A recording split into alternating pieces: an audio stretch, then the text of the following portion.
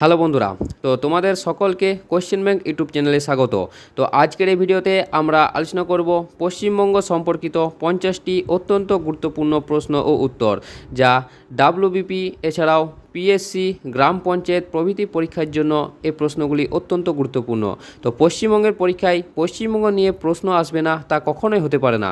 তো যাই হোক, ভিডিওটা শেষ পর্যন্ত অবশ্যই দেখবে এবং ভিডিও শেষে কতগুলি প্রশ্নের উত্তর দিতে পারলে তা অবশ্যই জানাবে। আর এই পিডিএফটা যদি তোমরা নিতে চাও তো অবশ্যই আমাদের টেলিগ্রাম চ্যানেলে যুক্ত হয়ে যাবে, যেটি এই ভিডিওর ডেসক্রিপশন বক্সে রয়েছে। তো চলো শুরু করি। তো দেখো, আজকে আমাদের প্রথম প্রশ্ন রয়েছে, ক্ষেত্রফল অনুযায়ী ভারতের রাজ্যগুলির মধ্যে পশ্চিমবঙ্গের স্থান কততম? তো উত্তর দেওয়ার চেষ্টা করো। তো ক্ষেত্রফল অনুযায়ী ভারতের রাজ্যগুলির মধ্যে পশ্চিমবঙ্গের স্থান হচ্ছে 13তম। অপশন বি হয়ে যাবে এখানে সঠিক উত্তর। তো পশ্চিমবঙ্গের আয়তন হচ্ছে 88,752 বর্গ কিলোমিটার। কিলোমিটার হচ্ছে পশ্চিমবঙ্গের মোট আয়তন, যেটি ভারতের 13তম রাজ্য। নেক্সট প্রশ্ন দেখো রয়েছে, পশ্চিমবঙ্গের রুড় অঞ্চল কাকে বলা হয়ে থাকে? আসানসোল, দুর্গাপুর, শিলিগুড়ি নাকি খড়গপুর? তো দেখো, পশ্চিমবঙ্গের রুড় অঞ্চল মূলত বলা হয়ে থাকে দুর্গাপুরকে। অপশন বি হয়ে যাবে এখানে সঠিক উত্তর। তো দুর্গাপুরে প্রচুর পরিমাণে ভারী থেকে হালকা সমস্ত শিল্পাঞ্চল গড়ে উঠেছে বলে একে পশ্চিমবঙ্গ তথা ভারতের রুড়ও বলা হয়ে থাকে। নেক্সট প্রশ্ন দেখো রয়েছে, পশ্চিমবঙ্গের রাজ্যের উচ্চতম পর্বতশৃঙ্গ কোনটি? তো পশ্চিমবঙ্গ রাজ্যের সর্বোচ্চ পর্বতশৃঙ্গের নাম হচ্ছে সান্দাকফু। অপশন বি হয়ে যাবে এখানে সঠিক উত্তর। তো সান্দাকফু হচ্ছে পশ্চিমবঙ্গ রাজ্যের সর্বোচ্চ পর্বতশৃঙ্গ, যার উচ্চতা হচ্ছে 3636 মিটার। নেক্সট প্রশ্ন রয়েছে দেখো, পশ্চিমবঙ্গ রাজ্যের রাজ্য পশু নিম্নোক্ত কোনটি? তো পশ্চিমবঙ্গ রাজ্যের রাজ্য পশুর নাম হচ্ছে এখানে মেছো বিড়াল। অপশন বি হয়ে যাবে এখানে সঠিক উত্তর। তো মেছো বিড়াল হচ্ছে পশ্চিমবঙ্গের রাজ্য পশু, আর এটি মূলত জলাশয়, নদী ও সুন্দরবন এলাকায় সবথেকে বেশি পরিমাণে লক্ষ্য করা যায় এই মেছো বিড়ালটিকে। নেক্সট প্রশ্ন দেখো রয়েছে, পশ্চিমবঙ্গের রাজ্যের রাজ্য পাখি নিম্নোক্ত কোনটি? তো দেখো, পশ্চিমবঙ্গ রাজ্যের রাজ্য পাখির নাম হচ্ছে অপশান বি শ্বেতকণ্ঠ মাছরাঙা। তো পশ্চিমবঙ্গ রাজ্যের রাজ্য পাখি হচ্ছে শ্বেতকণ্ঠ মাছরাঙা, যা আমাদের আশেপাশের বিভিন্ন জলাশয়, পুকুর ইত্যাদি জায়গায় আমরা এই পাখিটিকে সচরাচর দেখতে পাই। দেখো পরবর্তী প্রশ্ন, পশ্চিমবঙ্গ রাজ্যের রাজ্য গাছ নিম্নোক্ত কোনটি? তো পশ্চিমবঙ্গের রাজ্যের রাজ্য গাছের নাম হচ্ছে ছাতিম। অপশন এ হয়ে যাবে এখানে সঠিক উত্তর। তো ছাতিম গাছ হচ্ছে পশ্চিমবঙ্গের রাজ্য গাছ, আর এই গাছে ফুলের সুন্দর গন্ধ রয়েছে এবং বাংলা সংস্কৃতিতে এর গুরুত্ব রয়েছে বলে একে পশ্চিমবঙ্গের রাজ্য গাছ হিসেবে উল্লেখ করা হয়। নেক্সট প্রশ্ন রয়েছে, পশ্চিমবঙ্গ রাজ্যের রাজ্য ফুল কোনটি? তো পশ্চিমবঙ্গ রাজ্যের রাজ্য ফুলের নাম কি? তো পশ্চিমবঙ্গ রাজ্যের রাজ্য ফুলের নাম হচ্ছে শিউলি ফুল। অপশন বি হয়ে যাবে এখানে সঠিক উত্তর। খুব সুন্দর সুগন্ধের জন্য পশ্চিমবঙ্গ রাজ্যের রাজ্য ফুল হিসেবে একে আখ্যা করা হয়ে থাকে। নেক্সট প্রশ্ন দেখা রয়েছে, নিচের মধ্যে কোনগুলি পশ্চিমবঙ্গের উত্তর প্রবাহী নদী, অর্থাৎ উত্তর দিক থেকে দক্ষিণ দিকে প্রবাহিত হয়েছে? এখানে এই প্রশ্নটা তার মানে বোঝানো হয়েছে। তো দেখো, এখানে সঠিক উত্তর হয়ে যাবে তিস্তা, তোরসা, জলঢাকা। অপশন এ হয়ে যাবে এখানে সঠিক উত্তর। তো এই তিনটি নদী মূলত উত্তরবঙ্গের গুরুত্বপূর্ণ নদী, আর এই নদীগুলি উত্তরবঙ্গের পর্বত থেকে নেমে এসে সমতলের মধ্য দিয়ে প্রবাহিত হয়ে ব্রহ্মপুত্র এবং পদ্মা নদীর মধ্যে এসে মিলিত হয়েছে। আর এই তিস্তা নদীকে মূলত উত্তরবঙ্গের ত্রাসের নদীও বলা হয়ে থাকে, অবশ্যই মনে রাখবে। নেক্সট প্রশ্ন দেখো রয়েছে, পশ্চিমবঙ্গ রাজ্যের রূপকার কাকে বলা হয়ে থাকে? খুবই গুরুত্বপূর্ণ প্রশ্ন। তো দেখো, পশ্চিমবঙ্গ রাজ্যের রূপকার মূলত বলা হয়ে থাকে ডক্টর বিধানচন্দ্র রায়কে। অপশন এ হয়ে যাবে এখানে সঠিক উত্তর। তো বিধানচন্দ্র রায় পশ্চিমবঙ্গের উন্নয়নে গুরুত্বপূর্ণ ভূমিকা নিয়েছিলেন, তাই তাকে পশ্চিমবঙ্গের রূপকারও বলা হয়ে থাকে।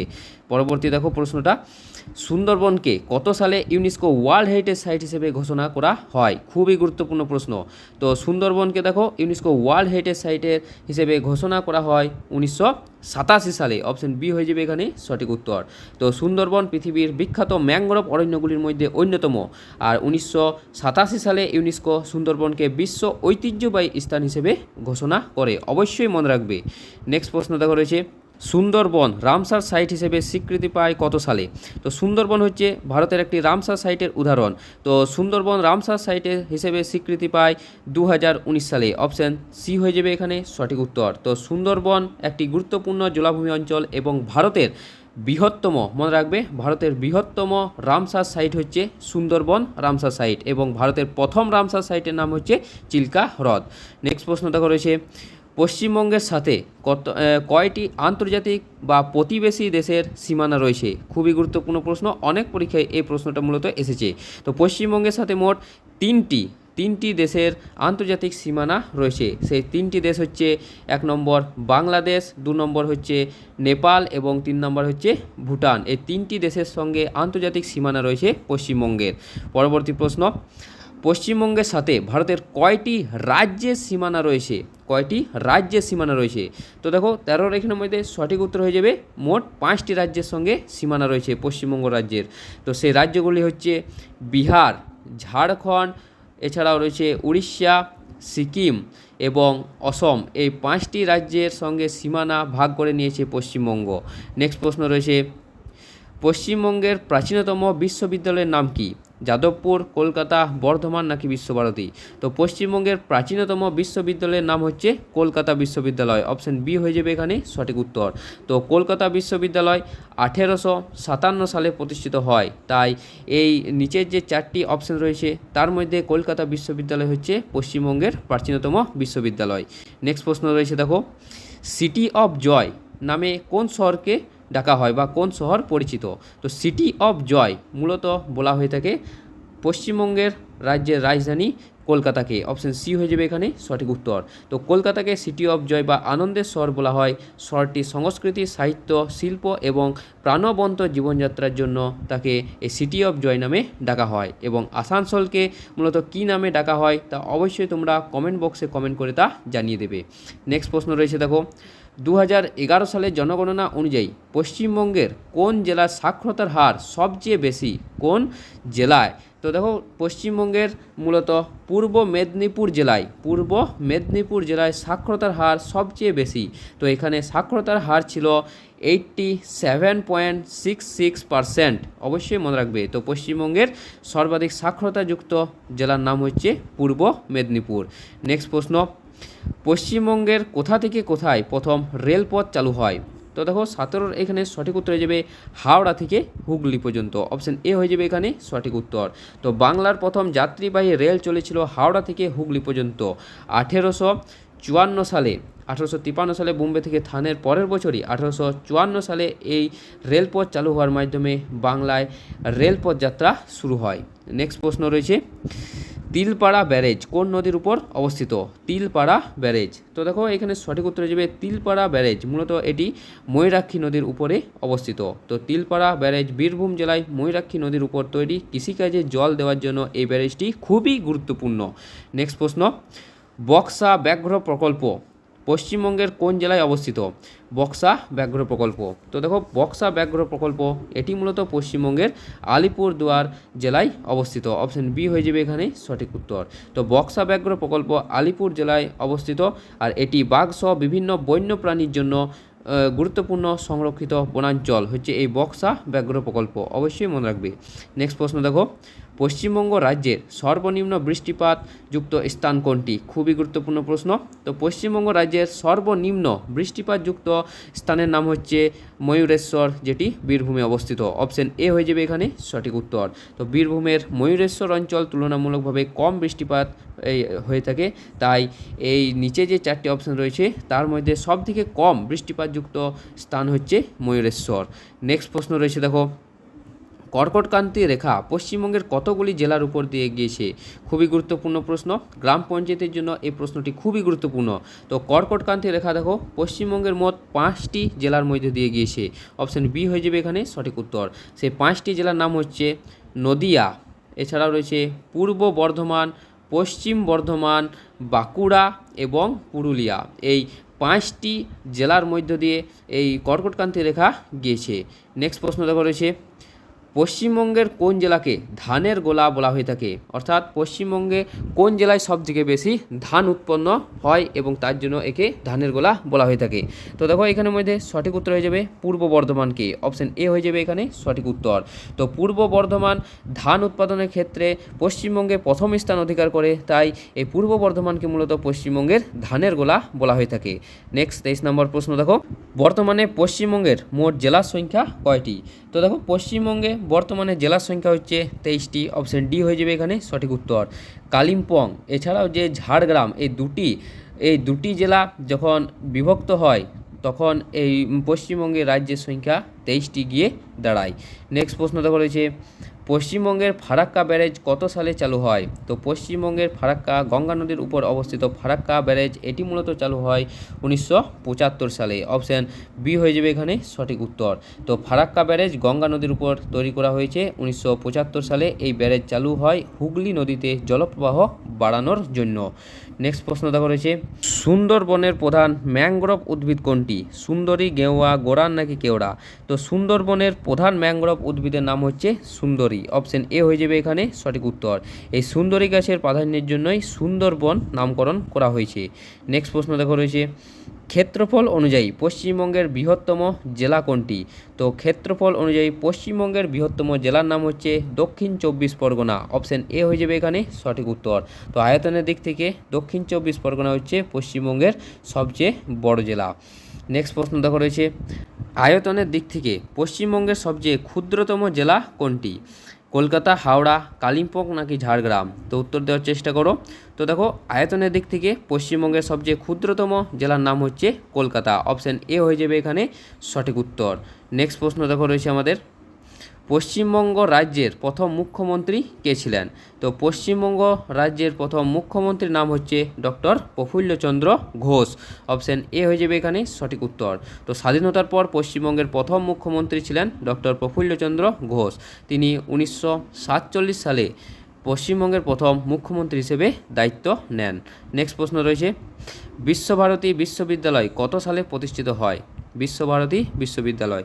তো দেখো বিশ্বভারতী বিশ্ববিদ্যালয় মূলত প্রতিষ্ঠা করেছিলেন রবীন্দ্রনাথ ঠাকুর 1921 সালে। অপশান সি হয়ে যাবে এখানে সঠিক উত্তর। তো 1921 সালে শান্তিনিকেতনে এই প্রতিষ্ঠানটি প্রতিষ্ঠিত হয়।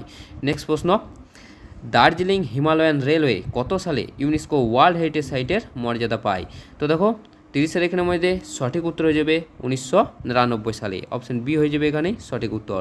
তো দার্জিলিং হিমালয়ান রেলওয়ে তার ঐতিহাসিক গুরুত্বের জন্য বিখ্যাত, আর এই 1999 সালে ইউনেস্কো এটিকে বিশ্ব ঐতিহ্যের মর্যাদা দেয়। নেক্সট প্রশ্ন রয়েছে পাহাড়ের রানী কোন শহরকে মূলত বলা হয়ে থাকে? দার্জিলিং, কালিম্পং, কার্শিয়াং নাকি মিরিক? তো পাহাড়ের রানী মূলত বলা হয়ে থাকে দার্জিলিংকে। অপশান এ হয়ে যাবে এখানে সঠিক উত্তর। দার্জিলিং তার পাহাড়, মেঘ এবং সুন্দর প্রাকৃতিক দৃশ্যের জন্য বিখ্যাত, তাই এই দার্জিলিংকে পাহাড়ের রানী বলা হয়ে থাকে। নেক্সট প্রশ্ন দেখো পশ্চিমবঙ্গের বৃহত্তম রেলওয়ে স্টেশন কোনটি? তো পশ্চিমবঙ্গের দেখো সবচেয়ে বৃহত্তম রেলওয়ে স্টেশনের নাম হচ্ছে Howrah railway station. Option B হয়ে যাবে এখানে সঠিক উত্তর। তো এই হাওড়া রেলওয়ে স্টেশনে মোট 23টি প্ল্যাটফর্ম লক্ষ্য করা যায়। অপশান বি হয়ে যাবে এখানে সঠিক উত্তর।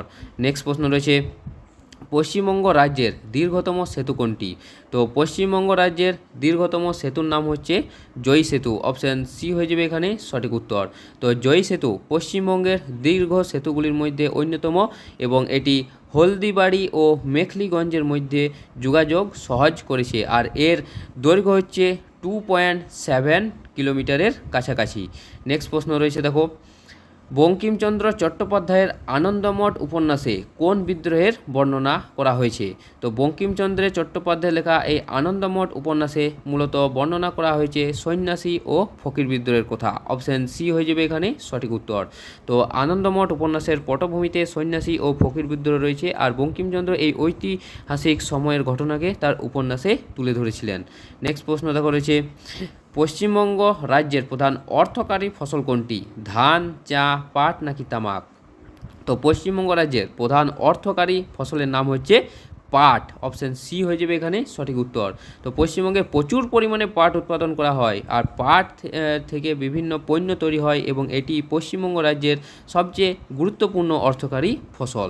নেক্সট প্রশ্ন উত্তরবঙ্গের জীবনরেখা কোন নদীকে বলা হয়ে থাকে? তো দেখো উত্তরবঙ্গের জীবনরেখা মূলত বলা হয়ে থাকে তিস্তা নদীকে। অপশান বি হয়ে যাবে এখানে সঠিক উত্তর।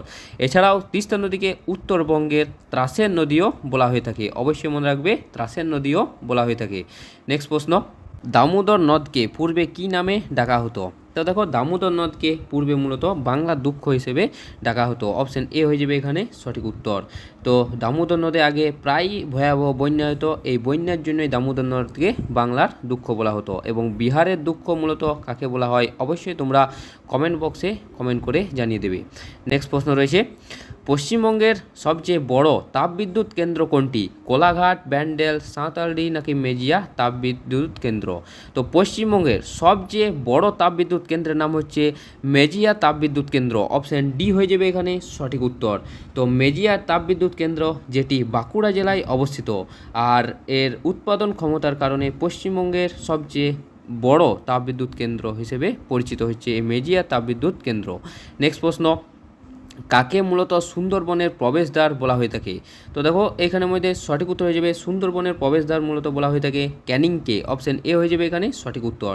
তো ক্যানিং সুন্দরবনে যাওয়ার একটি গুরুত্বপূর্ণ প্রবেশদ্বার, আর রেলপথে ক্যানিং পৌঁছে সেখান থেকে সুন্দরবনের বিভিন্ন এলাকায় যাওয়া যায়, তাই জন্য ক্যানিংকে মূলত সুন্দরবনের প্রবেশদ্বার বলা হয়ে থাকে।